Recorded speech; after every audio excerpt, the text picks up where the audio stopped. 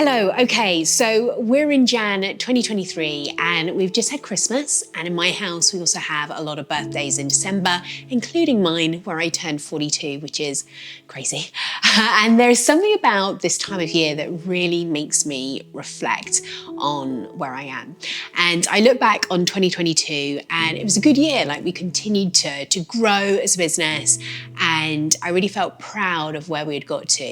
And reflecting on that, I feel extremely grateful, especially at a time where, I feel that things are really uncertain in the world and so many people are struggling. And so it's not something that I take lightly. And in this time of looking back, I also had this strong feeling of being behind somehow. And in truth, I often feel like this in December and Jan, and maybe you can relate to that. Certainly I hear this from a lot of clients and friends and people in my community.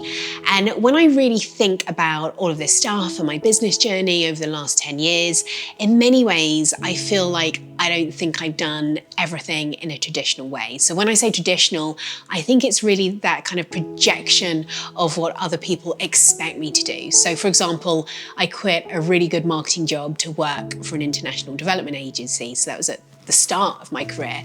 And then I quit my job to set up Baby M with literally no savings. And I remember having my first child and not folding the business, and people thought I was mad because if you couldn't take maternity leave, why would you keep working?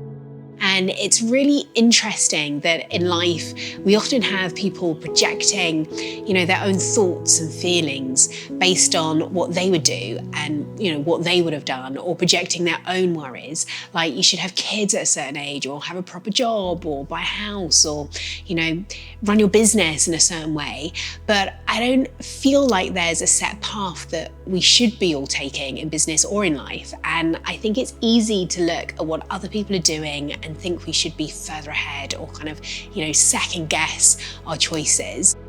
And I spent a lot of my childhood, really up to my late 30s, always feeling like I had something to prove, that I wasn't academic enough, or wasn't good enough, or somehow been lucky to get this far in business, almost like this has all happened by accident. And over the last few years, I've worked really hard on challenging those limiting beliefs. And in 2022, that was definitely a year of feeling like I had a much better sense of self-worth and being a lot more comfortable, kind of playing to my own tune, if that's even a saying, and embracing who I am. So like the good, the bad, and the ugly. And I've definitely experienced a lot of failure. I've experienced loss. I've experienced a lot of mistakes. And I think sharing that is really important, because I think that there is this sense, especially in this entrepreneurial social media space, where you feel like you're not ahead, or you're not going fast enough if you're not making 6 figures overnight, or having a perfect aesthetic on Instagram, or there's just so much pressure for perfection and arranging your life perfectly. And what I've truly always embraced, and something that's really helped me, is experimenting. Like, I don't look at my life as this perfect box that I need to fit in, into this perfect timeline, and there's this path I'm meant to be following. And maybe things are not going to work out the way I want them to. And in life, I think that maybe we need to pivot, and things change, and we need to be able to adapt.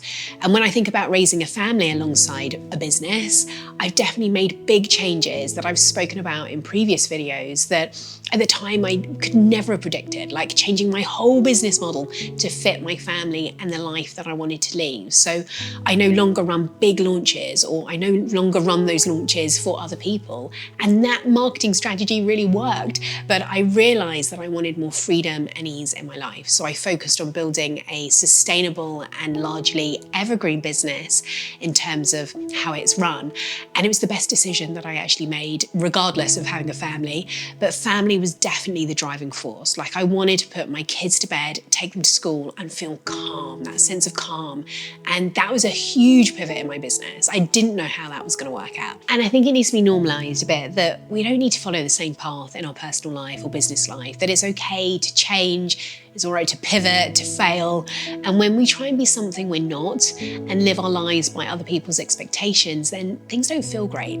And you can easily feel lost in all of this. And I guess the more I've looked at my own business and myself as one big experiment, and I've led with curiosity instead of trying to fit a certain mold or trying to be perfect or trying to aim for all these external things like vanity metrics, the happier I've been. And as much as sometimes I think I should be hitting a certain milestone, I think everyone has their own perfect path, and you just have to figure out what it is for you.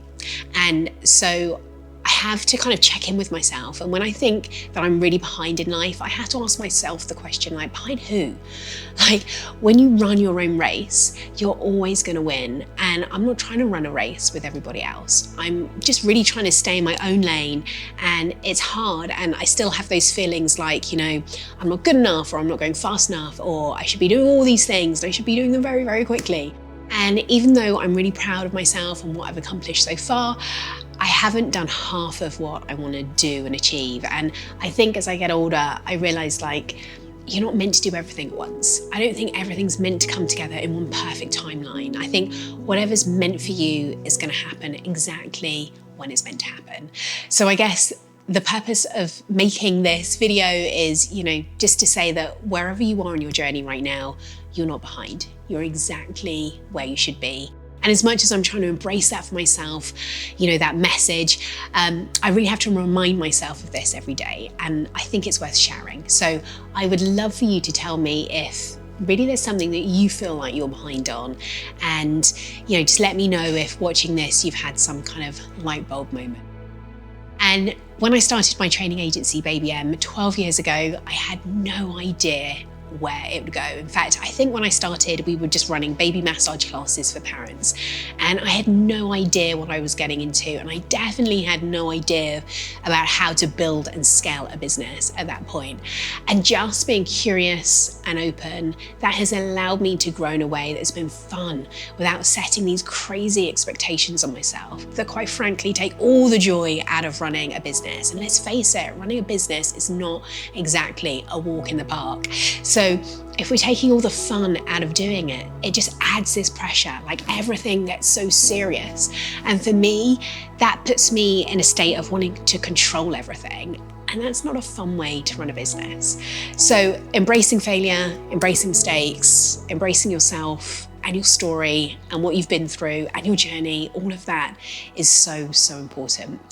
So I hope this helps. I know it's a bit of a random video, but I felt like sharing this with all of you. So I invite you, if you feel like you're on the same path where you're thinking like, screw the norm, screw needing to look like I'm perfect or be perfect, and you know, you're on your own journey building your online business, then I hope you will want to come and join us. Like, the link is below if you want to come join. So thanks for listening, and speak soon.